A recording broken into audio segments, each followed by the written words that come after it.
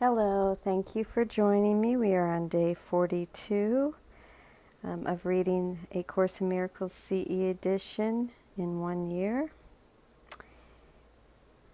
Please close your eyes and join me in a prayer if you would. Dear God, if left to my own devices, my perception will be skewed. I surrender to you everything that I think and feel. God, please take my past, plan my future. Send your Spirit to redeem my mind, that I might be set free. May I be your channel, God, and serve the world. May I become who you would have me be, do what you would have me do, go where you would have me go, and say what you would have me say, and to whom. God, please allow me to have an open mind and a new experience. Help me to set aside everything I think I know about this book, about A Course in Miracles, about you, God, about me, about others. I thank you, God. I come to you with a clean slate. Please fill me with what you would have me see. Give me your vision. Amen.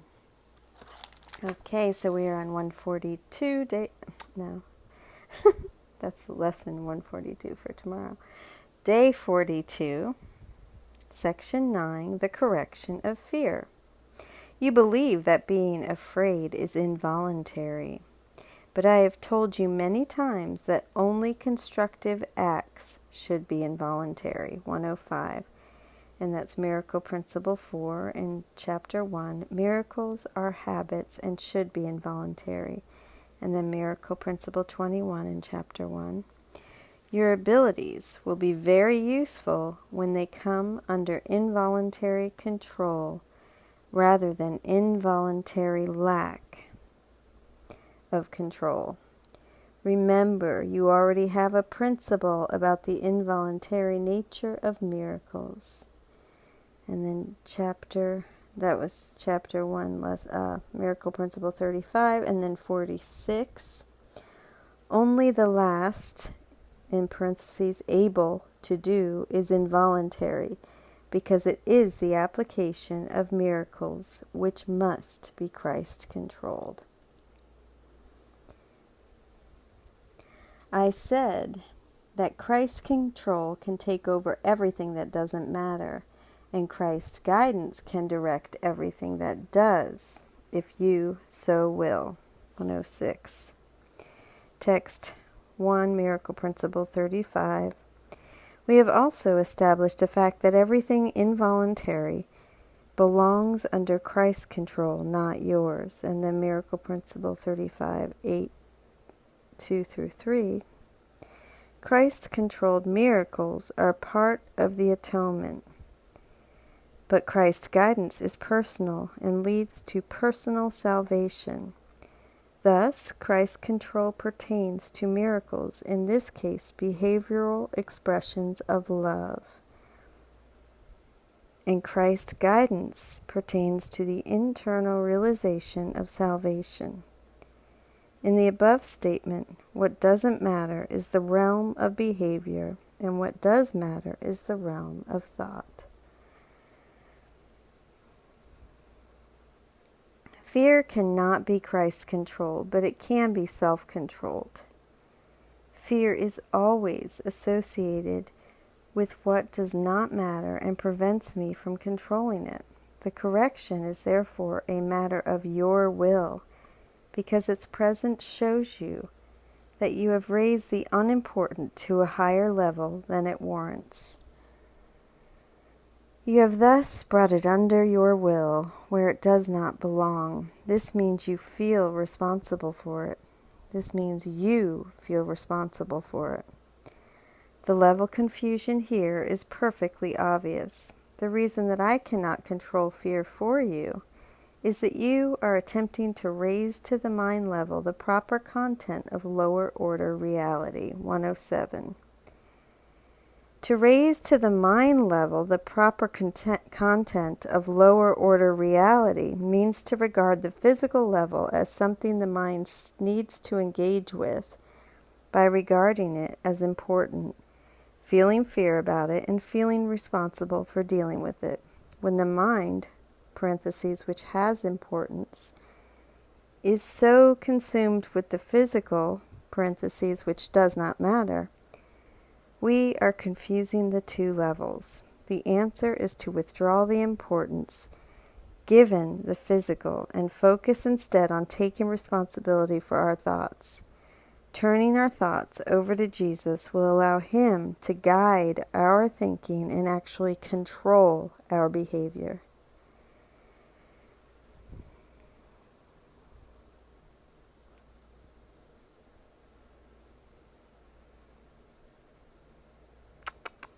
I lost my place, can you tell? Okay. I do not foster level confusion, but you can will to correct it. You would not tolerate insane behavior on your part and would hardly advance the excuse that you could not help it. Why should you tolerate insane thinking? There is a fallacy here you would do well to look at clearly. You believe that you are responsible for what you do, but not for what you think. The truth is that you are responsible for what you think because it is only at this level that you can exercise choice. What you do comes from what you think. You cannot separate the two by giving autonomy to your behavior. Behavior is controlled by me automatically as soon as you place what you think under my guidance. Whenever you are afraid, it is a sure sign that you have allowed your mind to miscreate. That is, you have not allowed me to guide it. It is pointless to believe that controlling the outcome of misthought can result in real healing. When you are fearful, you have willed wrongly. This is why you feel you are responsible for it. You must change your mind, not your behavior, and this is a matter of will. You do not need guidance except at the mind level. Correction belongs only at the level where causation is possible. The term does not really mean anything at the symptom level where it cannot work. The correction of fear is your responsibility. When you ask for release from fear, you are implying that it isn't. You should ask instead for help in the conditions which have brought the fear about. This always entails a willingness on the part of your separated mind. At this level, you can help it. You are much too tolerant of mind wandering, thus tacitly condoning your mind's miscreations. The particular result never matters, but this fundamental error does. The fundamental correction is always the same. Before you will to do anything, ask me if your will is in accord with mine. If you are sure that it is, there will be no fear. Fear is always a sign of strain which arises whenever the will to do conflicts with what you do. The situation arises in two major ways. You can will to do conflicting things either simultaneously or successively. 108, footnote. As number 2 makes clear, the conflict is between doing what you want and doing what you think you should. This produces conflicting behavior, which would be tolerable to the self, though not necessarily to others, except for the fact that the part of the will that wants something else is outraged. You can behave as you think you should without entirely willing to do so. This produces consistent behavior but entails great strain within the self. If you think about it, you will realize that in both cases the will and the behavior are out of accord, resulting in a situation in which you are doing what you do not will. This arouses a sense of coercion, which usually produces rage. The anger then invades the mind, and projection in the wrong sense becomes likely. 109. Projection in the wrong sense has been defined as hurling something you do not want and regard as dangerous and frightening to someone else. What you project here, therefore, is probably the anger you are feeling over not getting to do what you want. In other words, the anger that has just invaded the mind, anger that you regard as dangerous and frightening, you now hurl out of the mind. The result is, you would now see anger threatening you from the world outside, causing you depression or anxiety. Depression or anxiety is virtually certain. Remember that whenever there is fear, it is because you have not made up your mind. Your will is split, and your behavior inevitably becomes erratic. Correcting at the behavioral level can shift the error from the first type to the second, but it will not obliterate the fear. It is possible to reach a state in which you bring your will under my guidance without much conscious effort. But this implies the kind of habit pattern which you have not developed dependently as yet. Although people say that God will never ask you to do more than you can, they do not understand it themselves. God cannot ask more than you will. The strength to do comes from your own undivided will to do. In other words, footnote 110, in other words, God does not ask more than you will because unless the will to do something is present, you literally do not have the strength to do it. The larger idea here seems to be that, as the next sentence says, your will and God's are one. This has two implications. One, that He cannot go against your will by asking you to do things beyond your will/strength. And two, that you can effortlessly do His will when you realize it is also your own.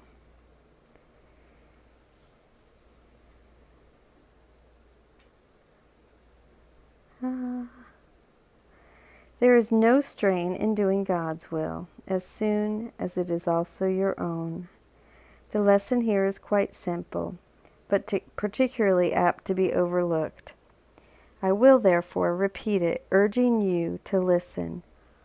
Only your mind can produce fear. It does so whenever it is conflicted in what it wills, thus producing inevitable strain because willing and doing become discordant.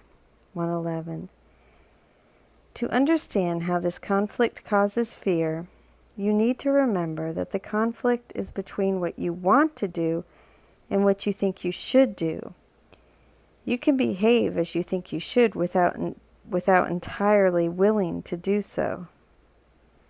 In other words, you are straining to do the right thing in the face of a hidden wish to do something else, a wish you are trying desperately to keep from being expressed.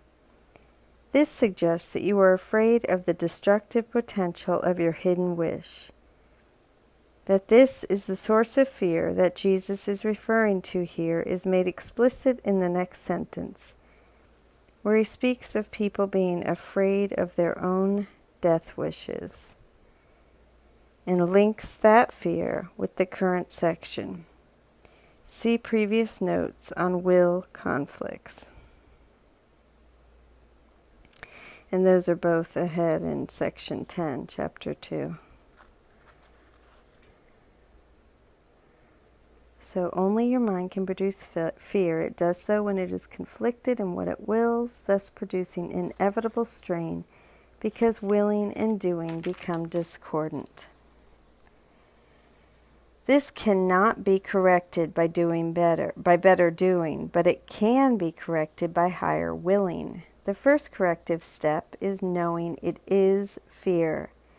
After taking this step, you might benefit temporarily by adding another step before going on with the corrective process.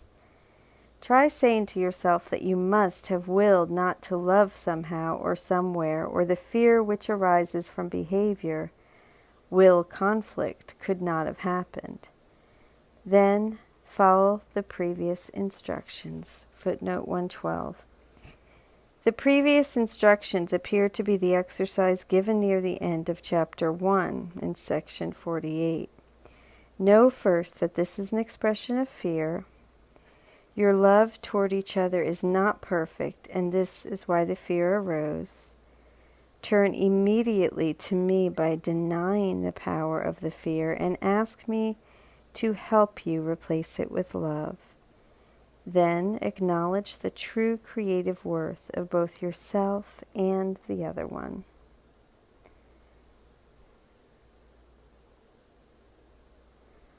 If you consider what the process really means, it is nothing more than a series of pragmatic steps in the larger process of accepting the atonement as the remedy.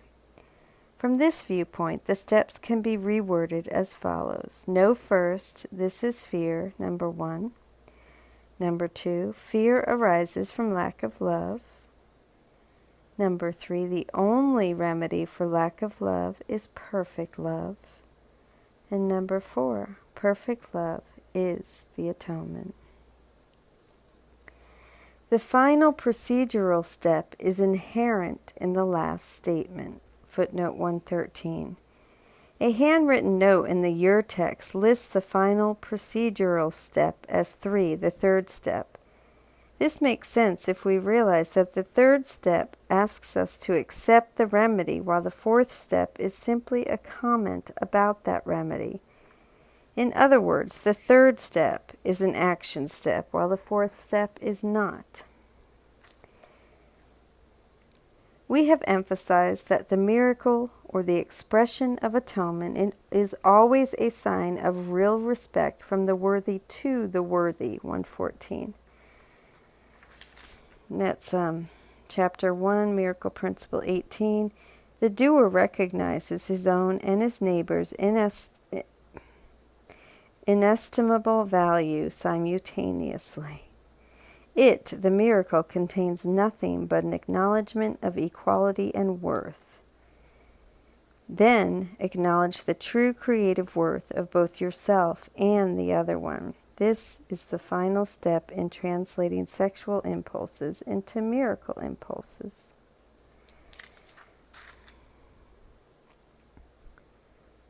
This worth is reestablished by the atonement. It is obvious then that when you are afraid, you have placed yourself in a position where you need atonement because you have done something loveless, having willed without love. This is precisely the situation for which the atonement was offered.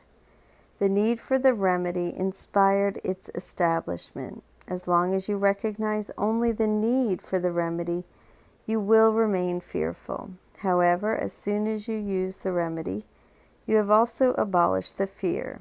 This is how true healing occurs. It may help if you say this prayer to me.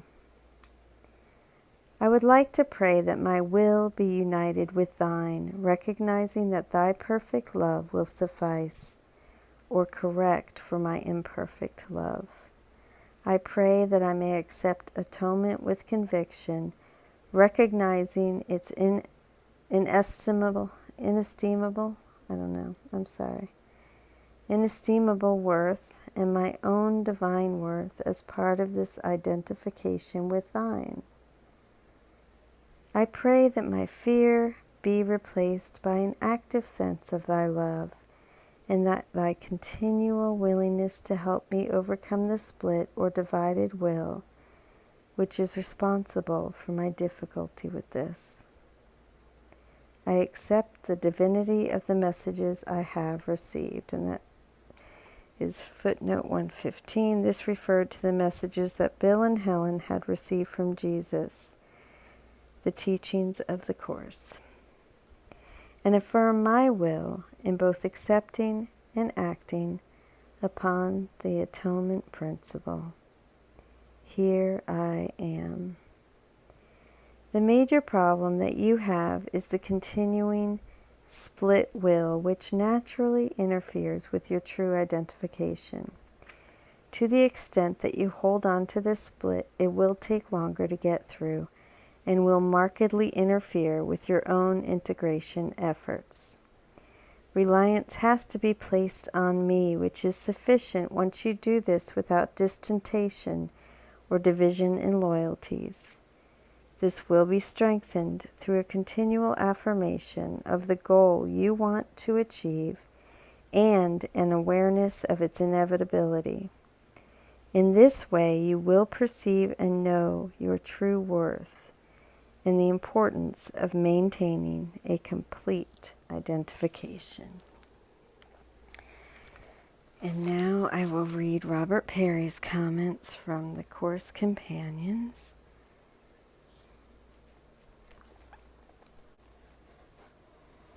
Day 42, Section 9, The Correction of Fear. Today's commentary is written by Robert Perry, editor of A Course in Miracles, complete and annotated edition. What we typically do with fear. When we are afraid, and the Course says we are afraid to some degree all the time, we think it's involuntary. It's just a reaction that arises in us on an almost physical level, like the urge to throw up over which we have no control. This leaves us with only two things we can do. First, we can ask Jesus to take our fear away, just like we might ask him to remove a physical illness. Second, we can cover up the fear. We can put a lid on it and try to behave constructively in spite of it. Even though we aren't responsible for the fear, so we think, we definitely are responsible for our behavior. Hopefully, we can sufficiently prevent the fear from leaking through in our behavior. We might even be able to behave in a healing way towards others. Does this not describe us? The real cause of fear. I spent so many years trying to understand what this section in the FIP edition, of course, was saying about the cause of fear. Finally, while working on the complete and annotated edition, I noticed a brief parenthetical, remark in the original dictation of the next section. There, Jesus speaks of people being afraid of their homicidal wishes. That's in section 10. Given those wishes, he says, they can choose only between homicidal wishes, expressing the wishes, and fear. See previous notes on will conflicts. The previous notes on will conflicts is our current selection. Here, then, was a direct answer as to what this section is saying about the cause of fear. The fear comes from trying not to express a murderous thought or any loveless thought. We are afraid of that thought, afraid of its presence in us, and afraid of it getting out. Once you have that concept, this current section becomes a lot clearer. Let's look at this key passage. Only your mind can produce fear. It does so whenever it is conflicted in what it wills, thus producing inevitable strain, because willing and doing become discordant. Conflicted in what it wills means that it has loveless impulses and more constructive impulses, and it's afraid of the former getting out and doing damage. Do you see how this makes sense of those two scenarios in paragraph 6, in which the will to do conflicts with what you do? In both cases, we have that conflicting will. We want to love, behave as you think you should, sentence 5, and we want to attack. In the first case, we alternate between bottling up the urge to attack and letting it rip. In the second case, we keep the urge consistently tucked away, expressing only our loving urge. It takes a lot of strain to do this, but there are some who can pull it off, mostly grandmothers. Can't you feel the fear in both of these scenarios? In both cases, you have this murderous hand that wants to lunge out and choke everyone, whether you always keep it under control or sometimes let it out to play. How can you not be in a state of fear? Here is the hard part. Can we accept that this is what causes all of our fear? The real solution to fear. Throughout this section, Jesus is clear that fear is not outside our control. It is produced by our thoughts, by a willingness on the part of our separated mind, by our tolerance for the miscreations of our wandering mind, by the fact that we must have willed not to love somehow or somewhere. Therefore, we must address the fear itself. Covering it up doesn't work. Asking Jesus to magically remove it doesn't work. What do? We begin by just admitting that what we're feeling is fear. Then we acknowledge that fear arises from a lack of love. Again, it's ultimately our own lovelessness that we are afraid of. And then we choose to accept the atonement, which being perfect love undoes the lovelessness within us. Accepting the atonement can take many forms, but they come down to letting go of our loveless thoughts and choosing love to take their place. The practice in Chapter 1, Miracle Principle 48, in which he references here in paragraph 11, is one way. Another way is the prayer in paragraph 14.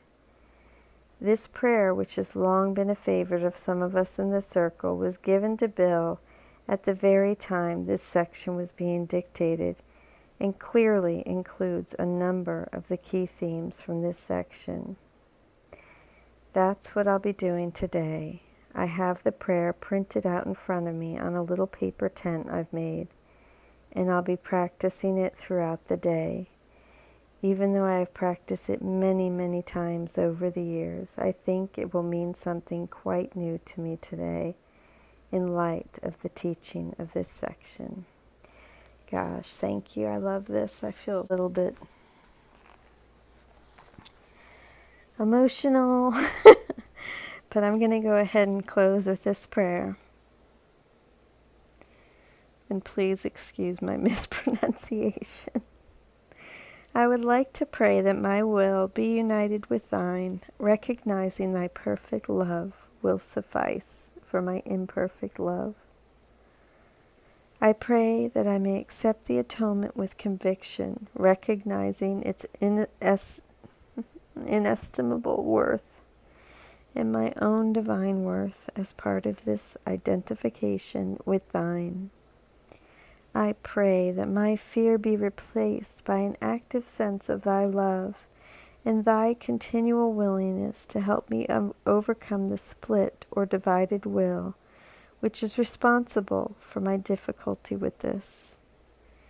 I accept the divinity of the messages I have received and affirm my will in both accepting and acting upon the atonement principle. Lord, here I am.